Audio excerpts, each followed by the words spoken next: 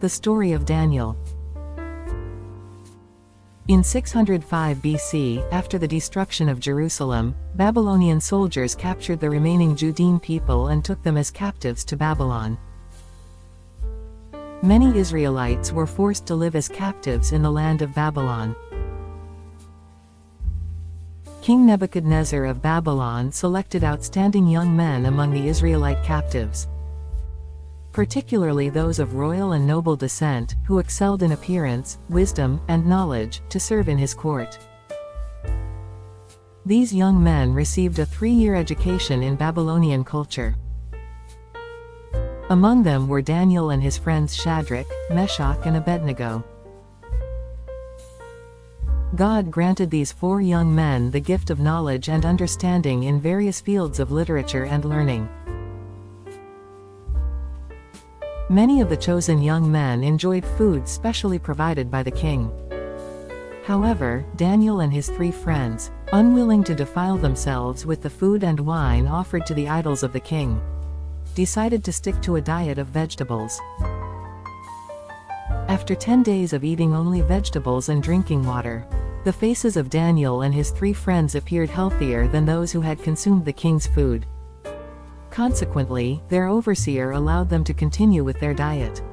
God granted these 4 young men extraordinary wisdom, surpassing that of all the magicians and enchanters in the kingdom by 10 times. Additionally, Daniel was also given a unique ability to interpret dreams and visions. One day, King Nebuchadnezzar had a troubling dream that left him unable to sleep. He summoned all the magicians, enchanters, and sorcerers of Babylon to interpret the dream, but none could. This infuriated the king, and he ordered the execution of all the wise men in the kingdom.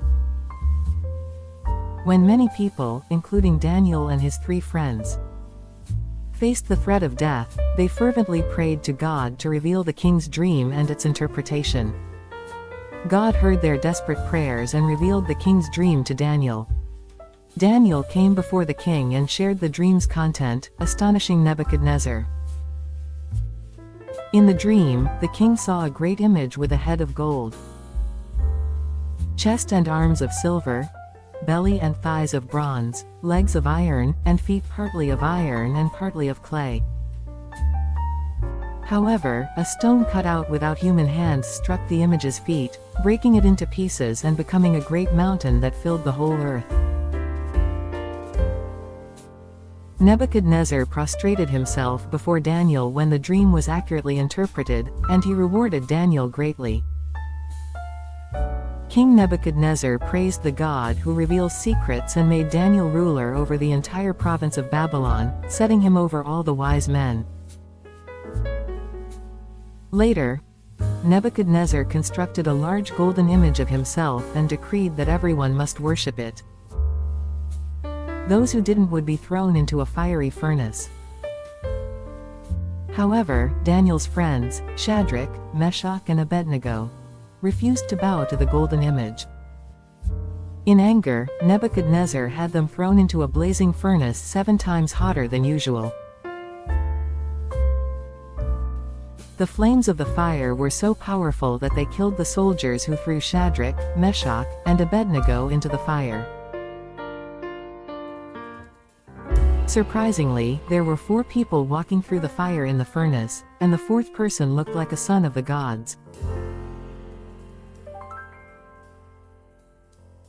Nebuchadnezzar ordered them to be brought out, and they emerged untouched by the flames, with not even a hair singed. Nebuchadnezzar praised the God of Daniel's friends who had kept their faith even in the face of death and elevated them to higher positions in Babylon. In another dream, Nebuchadnezzar saw a great tree in the middle of the earth, with beautiful leaves and abundant fruit, providing shelter for animals and birds. An angelic watcher declared that the tree would be cut down, and its stump would be left for passages of time until Nebuchadnezzar acknowledged the sovereignty of God.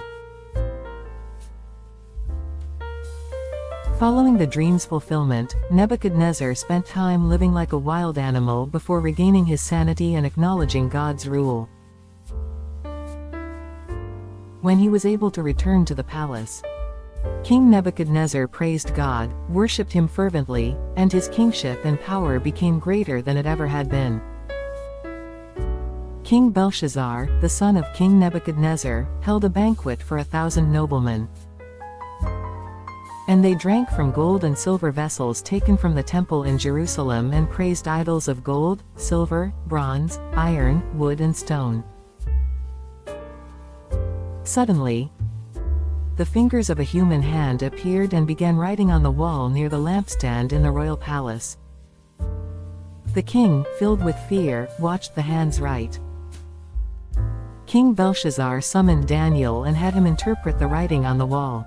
The words, mean, tekel, bears written on the wall indicated that the king had been placed on a scale to show his inadequacy, resulting in the kingdom being divided between the Medes and the Persians. That night Belshazzar, king of Babylon, died.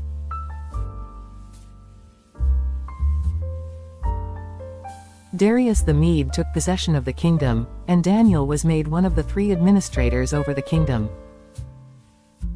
Some officials conspired against Daniel but could find no corruption or negligence in his duties. They devised a plan to have Darius issue a decree that forbade prayer to any god or person, except the king for 30 days, under the penalty of being thrown into a den of lions. Once a law has been established, it could not be. Upon discovering that the decree had been issued, Daniel returned to his upstairs room with windows that faced Jerusalem. 3 times a day, he knelt down, offering prayers of gratitude to his God, just as he had consistently done before. The conspirators reported Daniel's disobedience to the king, who had no choice but to have Daniel thrown into the lion's den. The lion's den was filled with hungry lions roaring, but they couldn't devour Daniel because God had closed the lions' mouths.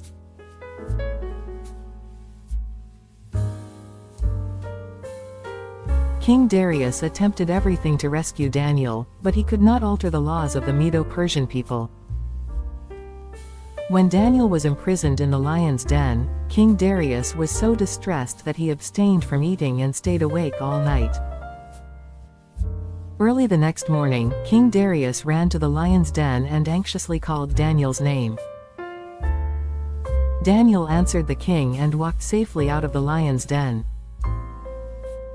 Darius ordered Daniel to be released, and his accusers were cast into the den, where they were devoured by the lions. King Darius acknowledged the living God of Daniel and decreed that all should fear and worship him. Not only did King Darius, through Daniel, come to know God and praise him, but also many other kings and people of Babylon. Throughout his life, even as a captive in his youth, Daniel continued to pray for the restoration of Jerusalem and received divine revelations. After 70 years of captivity, the Jews were allowed to return to their homeland and rebuild the temple, as God had answered Daniel's fervent prayers.